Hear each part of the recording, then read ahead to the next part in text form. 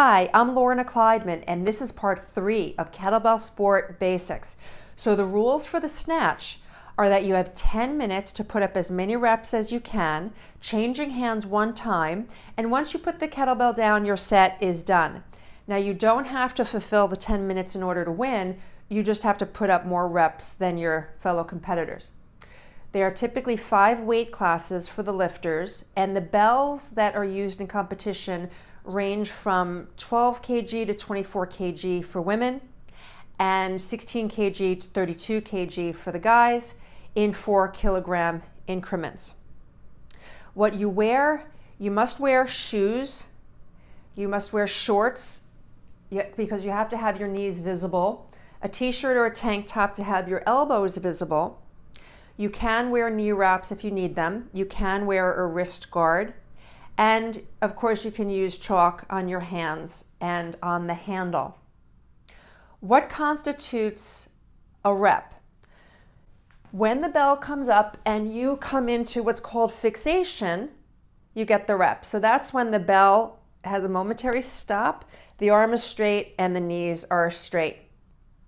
If you bring the bell up like this, that's no fixation and you will not get a count. So none of those will count.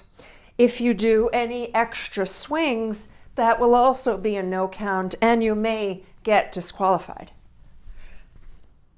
So it's pretty straightforward. You can change whenever you want. It doesn't have to be at the 5-minute mark. Some people go 8 minutes and then 2 minutes. It just depends on how your body performs and how you've been training. You can change whenever you want. All right, so let's go into the factors of pacing. How do we think about pacing for kettlebell sport? It's a big question and people have different approaches. I suggest using a bell that's light for you to start and doing a test set, maybe 2 minutes, 2.5 minutes each side, and going at a slow pace. So that would be maybe 10 or 12 reps per minute. If you're going 12 reps per minute, that would be a rep every 5 seconds. And then as you build on your time and as you build up a little more speed, you can divide those reps per minute into what you're watching on the clock. So for example, 14 reps per minute would be 7 reps per 30 seconds, and then divide it up further, you do 4, then 3, 4, then 3 to get to the 14. So as you're observing the clock, you want to get in 4 reps in the first 15 seconds, then 3, 4, then 3. 15 reps per minute pace, you can divide into 20 seconds times 3, so it'd be 5 reps every 20 seconds, and so on.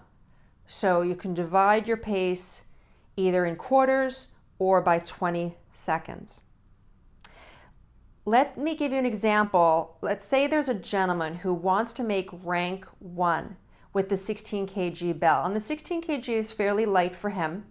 For his body weight, to earn rank 1, he has to fulfill 164 reps. So as he's training, he's trying to get to 17 reps per minute pace to get 164 reps. And since the bell is fairly light for him, he's able to do 17 reps per minute through the whole 10 minutes. So now his next goal is a big goal of CMS, that's candidate for Master of Sport, with the 24 kg bell. And to get this rank, he needs 150 reps. But at the end of his set on each side, each arm, he's getting a little grip fatigue, he's getting a little energy wane. So you have to think about this when you're planning your pacing. He's not going to be able to keep up 15 reps per minute.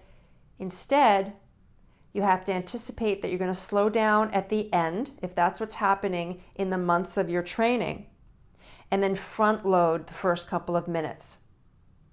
So his approach for his pacing might be 17, 17, 16, 14, 12, anticipating that he's going to slow down at the end, and then maybe he can eke out 4 more because he started on his stronger side, which is totally doable. So he might go 5 minutes and 15 seconds on his first stronger side and then finish up on his second side and fulfill the 150 reps. So you have to think about your strengths, your weaknesses, and how you're going to divide up those minutes with the constraint of the clock. Now, when you are able to fulfill about 8 minutes with a particular weight at about, let's say 15 to 17 reps per minute, depending on the weight, you can start including interval sets with the next heavier bell into your training.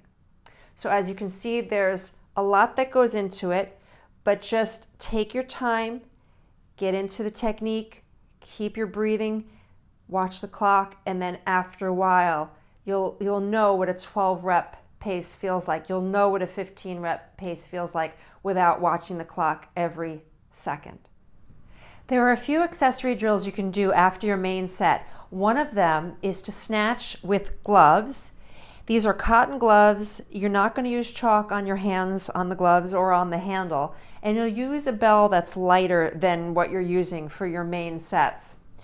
So this is going to not only work your grip, but also show you if you're pulling the bell out from the backswing prematurely, or if you're not waiting for it to finish its pendulum because it's going to slide in the glove.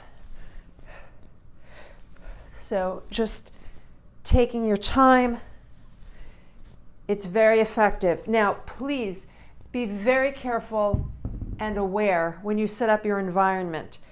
Don't do these sets if there are pets nearby, of course, children or things that could potentially break, because nobody loses the bell intentionally. It happens when you least expect it, especially with the glove set. So if your home is not the right environment, you can do it outside or do something else. Another drill you can do with a light bell is just a swing and snatch. A swing and snatch. And this also helps your grip and helps you to find the right timing, especially as you're coming up into that acceleration extension. Another one you can do with a heavier bell is going to be low swings. And this is really going to be good for grip endurance, your spinal muscles, your hips, and there's a lot of ab engagement here. So low swings, heavy bell. This is a little more advanced. And you can go 30, 40, 60 reps each side.